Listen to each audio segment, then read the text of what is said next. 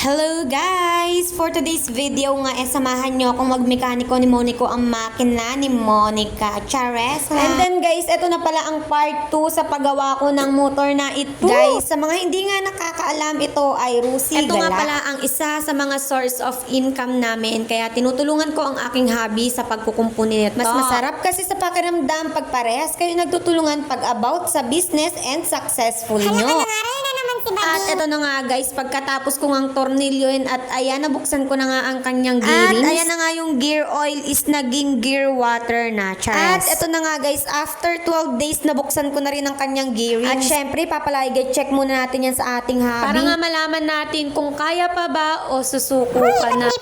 At ililipat nga namin ang pyesa nito sa motor na ibibuild namin para ibenta. Bali, natanggal ko na nga pala yung ibang parts dyan. Guys, kadalasan sa mga gantong motor, ang unang nasisira ay ang kanilang Dahil block. nga, minsan is natutuyuan ito ng langis. Kaya nga guys, pag nakita nyong mausok na ang inyong motor is pumunta na kayo sa inyong trusted na mekaniko. Para nga hindi sumakit ang inyong bulsa, pati ang inyong ulo. Ayan na guys, nilakasan ko na yung boses ko dyan ha. At dito nga sa part na to parang gusto ko nang bugbugin yung aking hobby. Sabi ko nga sa kanya, babawiin ko na yung pinasa ko na resume. Paano nga nakakapagod? Ang daming tornilyo na dapat tanggalin. Pero nga guys, you know me naman na hindi ako susuko sa mga pagsubok sa buhay.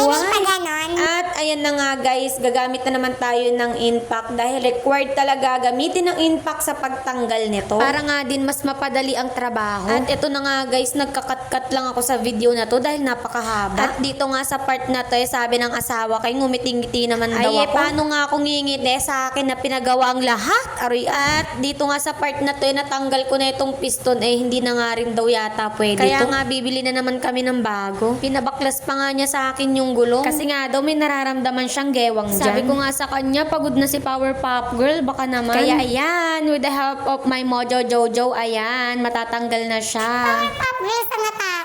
At dito nga sa part na to, nakasimangot na talaga ako.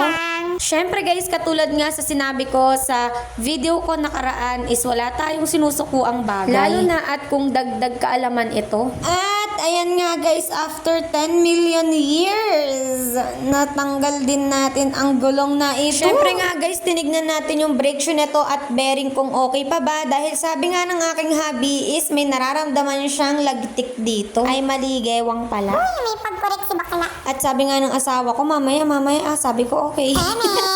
Eto na nga at pinakita niya na nga ang mga wala ng silbi at bibili na kami ng bago. Nagulat nga ako at hinagis niya yan. Kako nga baka makasuhan kami ng metality, charot. At dyan nga sa part na yan, hindi pa siya nakontento mga mare. Dinampot niya at sabi niya, isa, dalawa, tatlo. Dyan nga sa part na yan, pinuntahan niya at binilangan niya. Kawawang black, walang kalaban-laban. At dito nga sa part na to, nire-ready na namin para baklasin itong motor na isa. Para nga malipat ang mga pyesa nito sa ibibuild naming motor na pangbenta. Ito nga palang motor na nasunog is fresh from the bat. Nag-upload nga pala rin ako ng video kung ano ang gagawin ko sa motor na yan. Guys, yan lang muna dahil hindi na kinaya ng araw. Part 3 will upload soon. Thank you.